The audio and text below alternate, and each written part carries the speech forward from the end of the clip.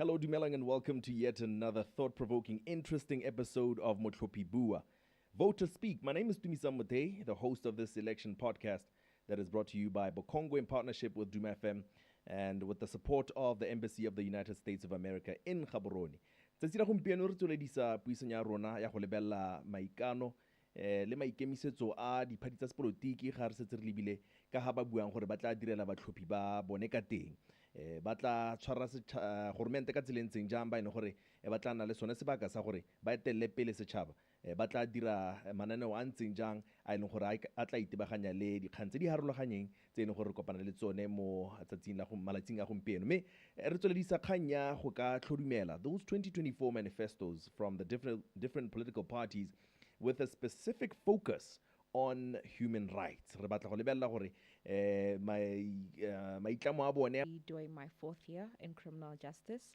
However, I've already graduated again. I'm also an alumni at the University of Botswana, having graduated with a degree in economics and psychology. Right.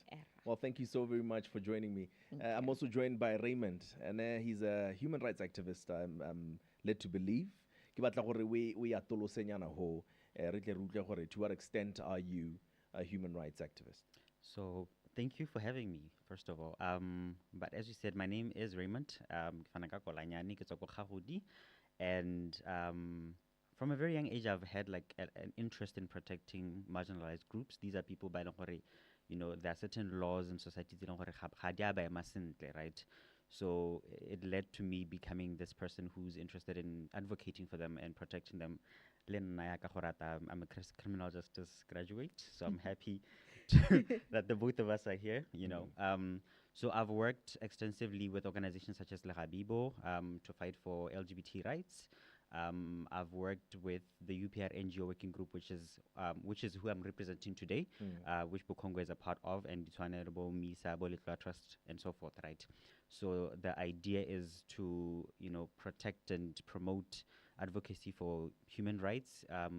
It doesn't matter the sphere. It could be like economic-wise, it could be political, it could be anything. So I always try to broaden my perspective and not just, limit myself to a certain field. Well, I mean, Botswana has been hailed as one of Africa's most stable democracies. And I want to look at the status quo. I want to look at the current climate. Does it reflect that kind of accolade or that kind of reverence? We are considered to be in the higher percentile of those that are deemed to have a stable. I think it's a very tricky question. Because as you say, there is this praise about our country in terms of our democracy and protection of human rights. But also there is still certain things that I feel like as a human rights activist that need to be done, right? Our ratification of certain conventions melao kana ditumelano tsa mahatshe gone gore ditshwanelo tse tshwanetse gore di hwe batho ke dife, right? Go na le tse leng gore mo Botswana tebele gore ha ile gore your rights have been violated, tse leng gore di mo the Bill of Rights that is in the Constitution, you can go to that court. We need more human rights institutions. We need a commission that handles human rights and promotion of human rights. So those type of things are, where we need to improve.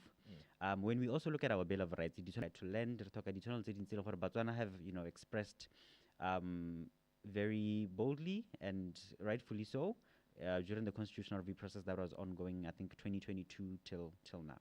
Right. Yeah. And you mentioned something interesting there. Se leng gore gongwe se ka nonotsha ka ha re dirang dilo ka teng kana se ka godisa kgatlhego ya rona ya gore re gorogele ho ke gone gore maybe to have a constitutional court jaaka re bona baagisenyi ba rona ko Africa Borwa ba na le Concord. But already we have existing structures se leng gore ha re lebella the high court ke lekgotla le leng gore le seka dikgang ka go harogana ga tsone le tsone dikgang tsa setho tota di kgona gore di iswe ko lekgotleng le legolo la high court ga ile gore motho ga kgotsogalle ka ga kganya go e tshwereng ka teng o kgona go itsetsa go pele to the apex court, the court of appeal. So what value further to that would a Concord bring ha re setse re lebile dikgang tsa setho? Right. I think, well, yes, you can go to the High Court. I think it's also an issue of the weight. Like the High Court deals with other issues, right? So we need a court that specifically would be for issues of human rights. And moreover, a constitutional court debe na le mandate to promote the human rights. So it would go the extra step to say, well, okay, what are we doing as a country or as a judicial system to say, well, okay, how can we promote certain rights and make sure that they're protected, they're promoted? It's sort of more like a catalytic solution to a problem.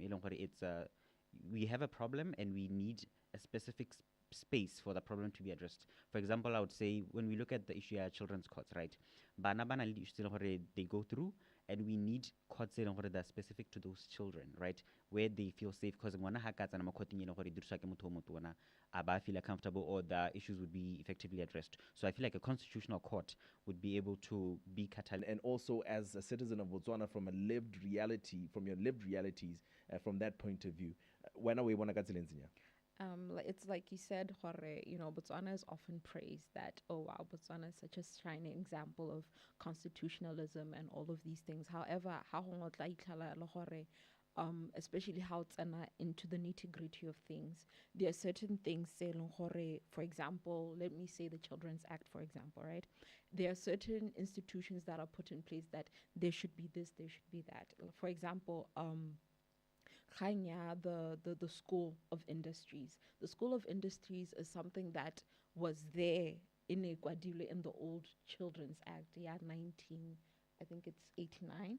But then it was the Children's Act was then amended again and still it was not yet built until around 10 years after that. So oftentimes there are certain promises that are made. It's always just a word of mouth, but then whenever it comes to actually implementing these things, that's where we're lacking within the country, Aaron. Right. And therefore, as a person who's lived in the country, there are certain things, especially in a world where you... Everyday Motswana, which human right challenges do you think impact your life the most? Maybe are they taking these issues seriously? I will say this as a female, right? Gekanya healthcare, because for example, I have multiple friends, all female, maybe we have certain gynecology issues, right? And you'll go to the doctor. One doctor about, oh no, that's completely normal. Another doctor. And yet we are lauded as we have free healthcare, right? But then in Nakanya, okay, but what is the quality of that healthcare? And oftentimes you'll end up having to incur costs private, and you're not under medical aid. That means that, and those private doctors will then kind of get down to the nitty-gritty to try and find out what exactly is the problem with you, like for issues such as the endometriosis, for issues like PCOS and stuff like that. And these problems I think even when I was perusing the manifestos, they have a section, yes, on women, they have a section on healthcare, but they don't have a section on gynecological care or women's healthcare specifically. And that is where I think we're lacking. Right. Yeah. What are your thoughts around the stage? So in America right now, there's the Roe versus Wade, Roe v. Wade, yes. Conversation that's Yes. going around, that's happening around issues of abortion. Of course, that brings to the fore the Khanzabo pro-life, pro-choice. That is going to be talking about human rights approach to such an issue. So your thoughts around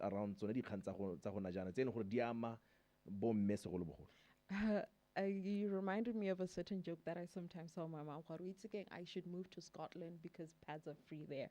And that it's a situation now where as students, like even during my previous program, there always had to be student-led drives in order to buy pads for other people. Because sometimes you hear horror stories of or the child essentially just stops going to school for that week and they end up losing a lot. So I am all for that availing all of these things to every single person who needs them. And the pink tax, well, we might not necessarily realize it mo Botswana, but like when you then go to other countries, for example, even in America, these things are quite taxing. And I think there also has to be a very serious education on the sort of like not contraceptive, sorry, on the sort of things that can be used, like things like pads, things like tampons, things like menstrual cups and stuff like that, tse leng gore, should be availed to either students like in schools and stuff like that. And furthermore, there should be an education like children should be taught that this is something that is going to happen, and not just like female students, also male students.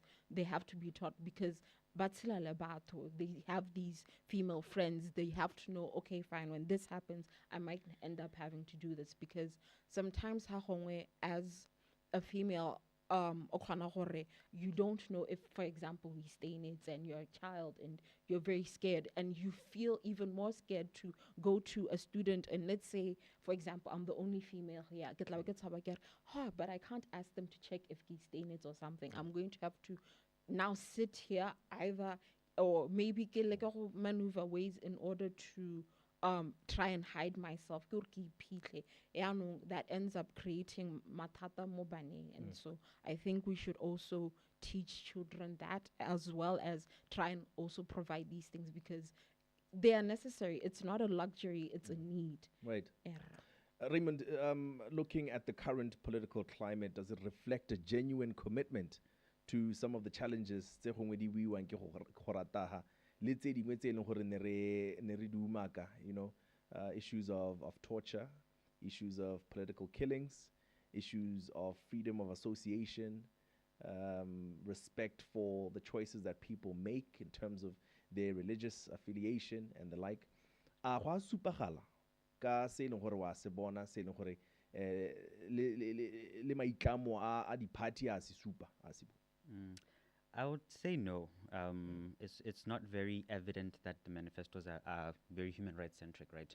I think reading through them, I've seen the UDC manifesto, for example, talk to, being able to foster space for religious people to, connect and have land as well, and also be able to freely express themselves on their issues, and also afford that same privilege to civil society organizations or marginalized groups that are advocating for themselves.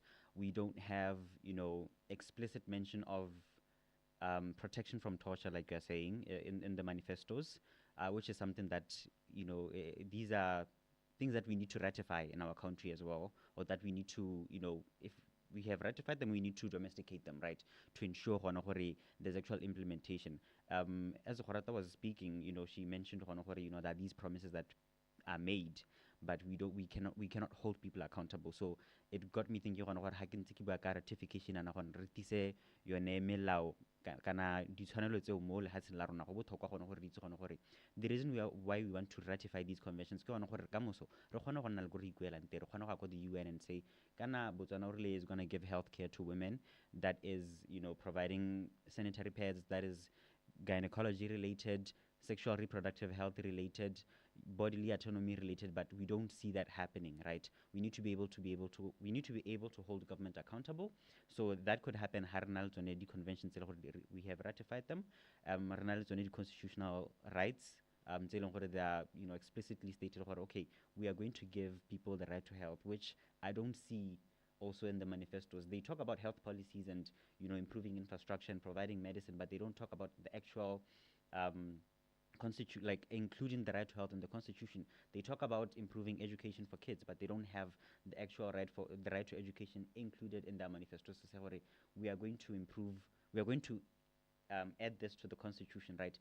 BCP and UDC vaguely say, they're going to improve the Bill of Rights or, amend it, but they don't actually say this is what we want to add. In certain sections, yes, you get certain rights that they say, okay, we're going to improve this and we're going to improve this, but they don't specifically say, in terms of the Bill of Rights, this is what we want to add. Right. Yeah. Let's talk about a very fundamental right, which is the right to life, the sanctity of life.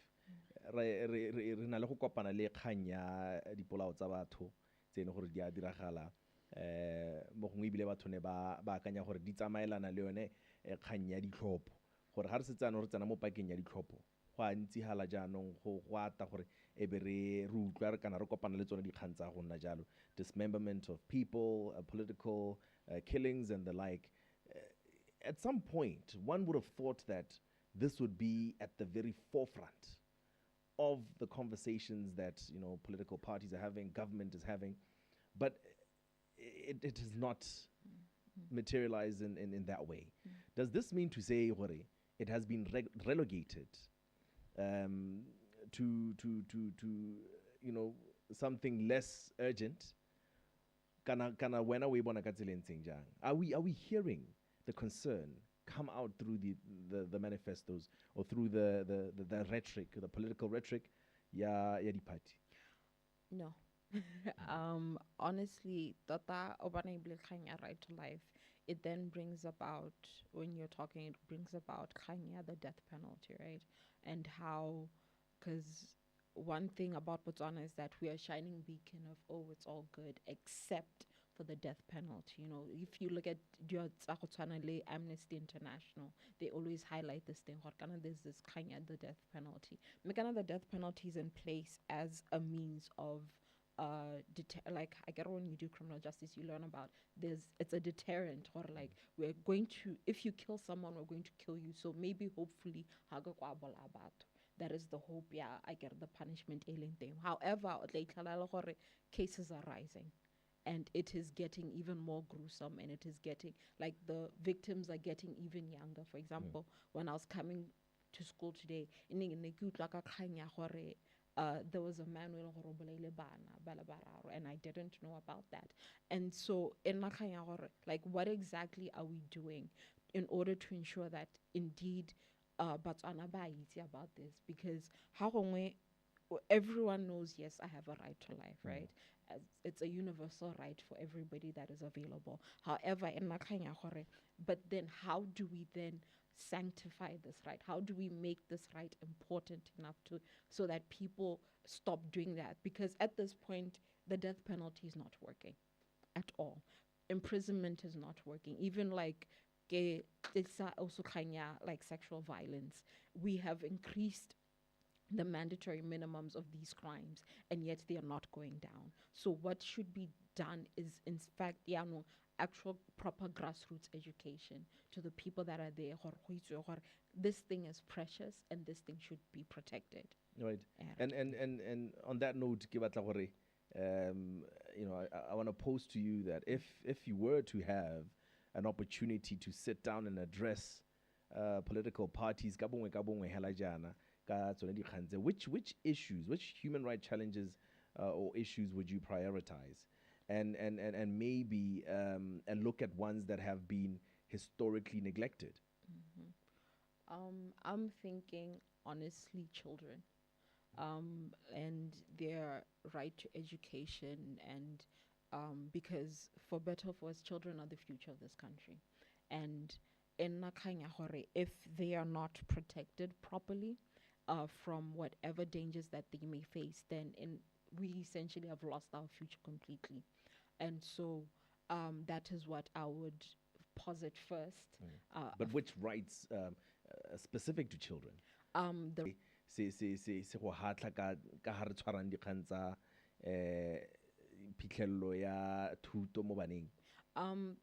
think unfortunately we're at a point employment. Why should I bother going to school? I'm not going to get a job anyway. For example, I already have a degree and I couldn't find a job, and so, but luckily my parents have the means to do what I want.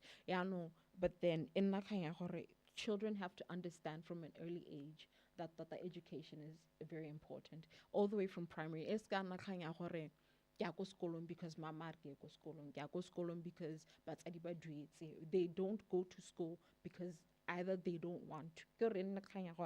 We have to instill in them that need for an education, because for better, even though yes, the economy is the way it is right now, education is the only thing that can truly save this nation. Right. And you, Raymond, taxi mahala ko re yang teng le wena o batla gore taxi ne mahala ga re ntse re tsamaela ko pele. You earlier on talked about secondary rights, kana tse eleng gore they agela mo godimo ga tsebo ka tlhagalo. I think for me, it would be women's issues, honestly. I think and it cuts across various human rights issues. Right? We have education, we have health, we have safety and protection. So there's a, I think in Botswana, like we see that women are being killed every day. There's a case, and it seems to the point where now we're just like, oh, it's just another dramatic killing thing that has happened, and it feels casual, and it also feels casual in the way that it's addressed. It's addressed in the manifestos. You only see you see BCP and UDC mention femicide, but they don't actually talk to addressing the issues. They have sections that they have dedicated to research, issue that I would be, more passionate about in terms of addressing, because it feels a little too casual for us to be seeing a lot of these cases being presented in social media. Also, the issue of children missing as well. Like, you can see 3 posts on Facebook of like, can you please help us find this child? And as you know, you were talking, I was like, oh my God, we talk about the right to life, but we don't actually talk about the right to life in terms of children as well. We like the manifestos talk to issues of food and nutrition for kids, preventing Kashiwaka, or making sure that kids have meals, go to kolong. I think the very first thing that has to be done is to figure out how they are going to fulfill them, right? Because a promise is a promise, but then if you don't have a plan in place, it's just words, because for example, as a student, it's like allowance, right?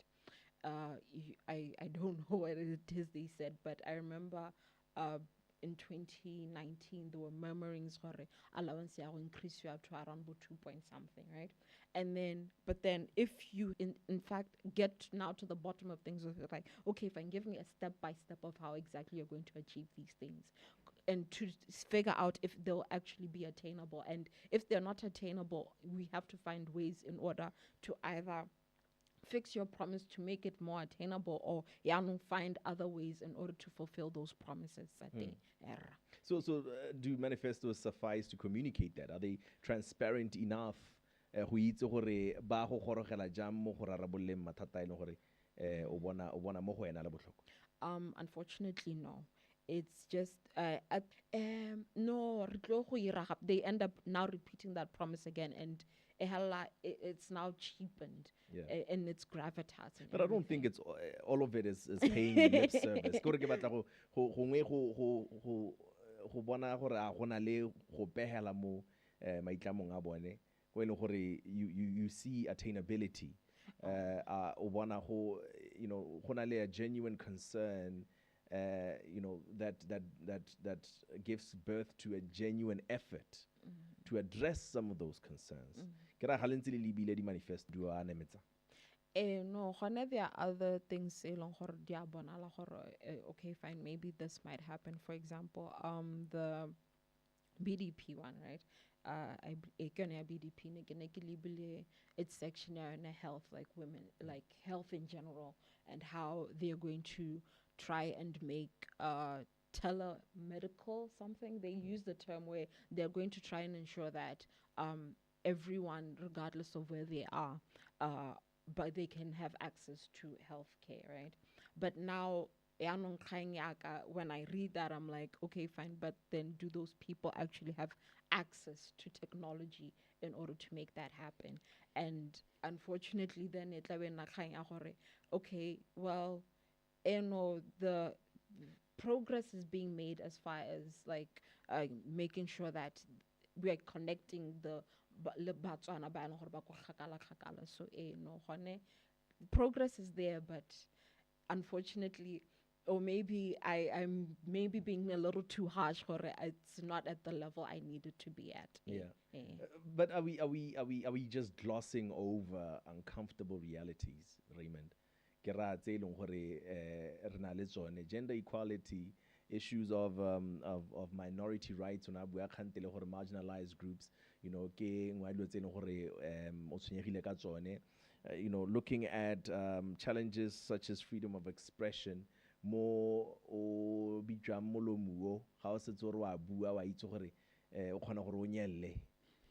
more than 48 hours. These are things that we are seeing, right? So are these manifestos getting to the root causes? ka go atle go testlhare o se simolla o se pagama ko thitong ya sone e bo o tsamaela ko dikaleng hela jalo ga re ka kry-a simolla re bua about access to smartphones and the like re ise re bone gore re kgotswahaditse tse di ko tlase tse e leng gore they are fundamental or base rights. I think I would say they are not getting to the root cause. As I had like mentioned earlier, the thing, research, right? We need to be able to prioritize research in other areas as well. Yeah, in terms of social ills, we have these passion killings, right, that are happening that we need to research. She was talking about do people have access to technology? That's an issue, the digital divide, right? If we are saying you're going to be doing health consultations, how is that possible? Because is that person able to use the technology even if you give them, access to that? So I here and there appreciate, the realistic nature of the manifesto, especially the BCP manifesto, which talks to, we want to bring so much technology to the education sector, to to the economy as well, but the people are not ready, or the country is not ready. What we can do is start here. They've said they're going to start with high-speed internet, and then they're going to provide gadgets and computers and all of that. And it's like, okay, we are slowly providing people with the technology. Now we need to equip them with the skills to use that technology, and then we can start thinking of advanced ways in terms of using that technology to now improve our lives. But as it is in botting, in terms of like production wise, right, a lot of these manifestos are trying to prioritize industrialization or building manufacturing places where we're going to be giving out products. But is that research enough to say, okay, do we have the raw materials for it, or do we have the materials for it? Is it sufficient or sustainable for us to be using the materials that we have? Or are we digging ourselves into a hole, where we are now going to be using resources that are not renewable, right? But some of them, yes, when you read, you're like, okay, this person has actually put some thought into what they're saying. Like the UDC manifesto, for example, it's very heavy on like a green economy, or it's climate sensitive, right? It says, okay, we need to make sure we are shifting towards solar and wind and stuff. So I think research would be the first step to addressing not just economic issues but social issues as well. Yeah. Do you see a disconnect between global expectations and local political realities? Wile Kantele as a netizen or as a global member, right? O no bua gore re tshwana go re ipone gore re ha kae vis-a-vis other countries where they are. So is there a disparity? If so, how big, how small? There is a very big disparity, right? For example, let me say focus solely online, right? With the difference between South Africa and Botswana, our direct neighbors. Young people want to be content creators and stuff like that. And in South Africa, where if you create a Google account, it can actually then put in money through that. You can earn money straight through the content that you make. And then you first have to go viral, number one, which is it's a luck-based thing. Like you can be very good at what you do, but then no eyes will ever fall on you. And the second thing, is there an actual market that is ready to receive your content and stuff like that? So so that is where I am, because like most of them build an actual proper culture, when it comes to the entertainment industry and stuff like that. And Steve Harvey have been coming in, and yet unless you are properly invested in these things, you won't hear anything to that. So that is where I'm at. This disparity, we first have to try and make sure we get to that level. We have to make sure that Google recognizes that Botswana is an actual place. Number one, you can then create a brand for yourself. You can then make money for yourself if a job deal. Right. When ke santse ke tsena sekolo no gona le bo Maslow's hierarchy of needs, Yes. right? And I think at the very bottom of that pyramid were issues of shelter, issues of what was it, physiological needs, right? Tse e leng gore ke tsa gago tsa tsatsi le letsatsi tsa gore o tshele hela. So in sustaining life itself, those were at the very bottom. After that, in your security needs, health needs, and the like, until at the very apex, I think, was self-actualization. In terms of those base needs, right? Re lebella access to potable water. Metsi a la skono a eno gore a ka no a sa go tsenye mala, a sa go lwatse. Access to healthcare, as you mentioned. All of this is of course, in enlarging life itself, right? Which areas, in terms of those basic fundamental needs, which area do you think we need to ensure a lot of investment in? Mona kunya gompieno ko re bonang gore go sa direng jalo go tla re busetsa ko morago, kana go tla nyatsa maiteko a rona a go leka gore re itebaganye le dikgang tsa setho. I would say for me it's water. We need to, because it's not just about our consumption of water in just like personal homes, but it's also it affects the economy as well, in terms of we are seeing these, manifestos push the agriculture sector as well, right? So we need to be building and creating infrastructure that is suitable to not only provide water for us to drink at home, but to support those industries as well. I think not just agriculture, but manufacturing industries as well. I think we need to be a little more, we need to prioritize the water issue, especially as a landlocked country as well, because there are certain activities that you can do at a beach that could bring income that we don't have the privilege of using that water for. So, there are certain limitations that we have as a country, and, exploring the options are can we find water, or how do we empower farmers to get water in boreholes and stuff like that. I know that, a number of initiatives geared towards that, but for me it will be prioritizing water as a basic need. It also, cascades into the health aspect. If the water is not clean, there were cases, I think in the Maung region, there were cases of diarrhea. So I think it cuts across different human rights. So yeah, it would be. And what about you, Horata? Re bone ka 2020 jaaka WHO in ebega gore re na le kganyone ya leroborobo COVID-19. Ne ra simolla go lemoga gore kante go a gore na le matlhoko a mangwe a ileng gore they go beyond the basic, but it still brought to the fore some of the deficiencies that were there within just provision for the basic needs. Where should we shine the spotlight? I'll have to take his answer that I expand more on health, right? Specifically that I want, like, as much as yes, like the health problems that I've already mentioned, but there's also mental health. Mental health in Botswana is poor. It's very, very poor, and batho ba santse ba bidwa very unseemingly words, hey, motho o ile sa brana, or it's a joke. I don't know, 200 pula, So we first have to make sure that we properly educate people to ensure that they really know that mental health matters, because you can be healthy, physically fit, you could be good, but if you are mentally unwell, you are unwell by health standards, So so that is what I want to try and promote that. And also there tends to be, whenever there's a report about the care given to people kosabrana, it's always bad.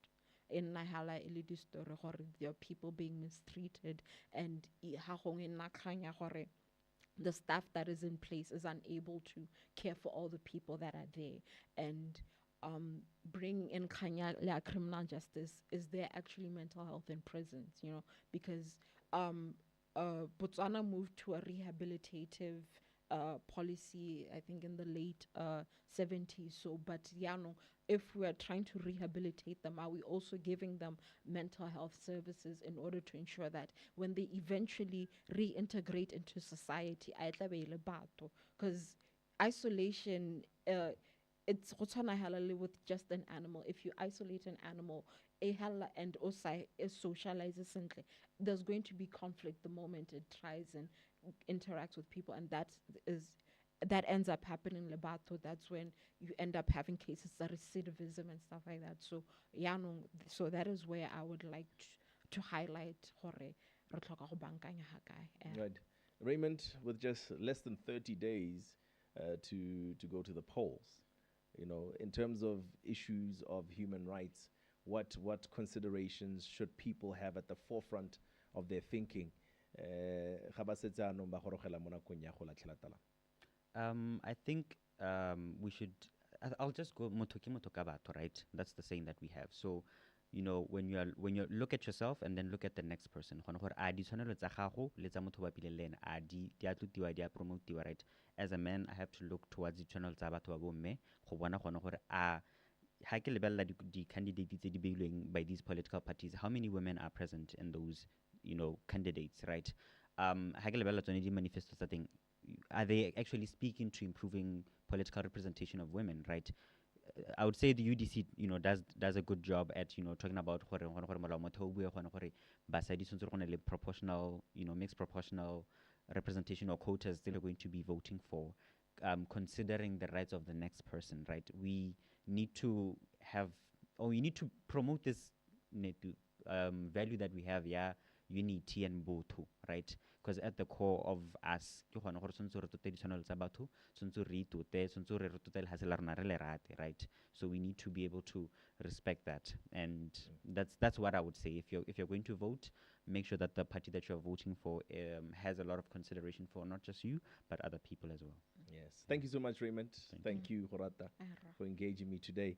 Ke ka hare wetsang ka teng puisong ya rona tsi la gompieno, Raymond a wetsa ka go bua gore tshwana go re eteletse setho ko pele ga tsotlhe tse gore re bua ka ga tsone gore re go bone o le motho pele ga re tsena mo go tse dingwe tse gore di a re harologanya. Mme ka tsela ntseng jalo ke go leboge ke lebogele thetso ya gago, ke dimela gore re tla nna re ntse re boela go tsone di kgantsa go nna jana re di atolosa, mme re ntse re lemoga gore ra tumela le letsatsi la di 30 tsa October le gore ke lone letsatsi le le beilweng la go a go matlhophelong go tlhopha puso e ntšha, go tlhopha bontlhopheng ba gore ba tla re emela gongwe di kgantsa go nna jana ba tla bona di le botlhokwa mo go bone ga ba ntse ba tsweletse ba gatela ko pele.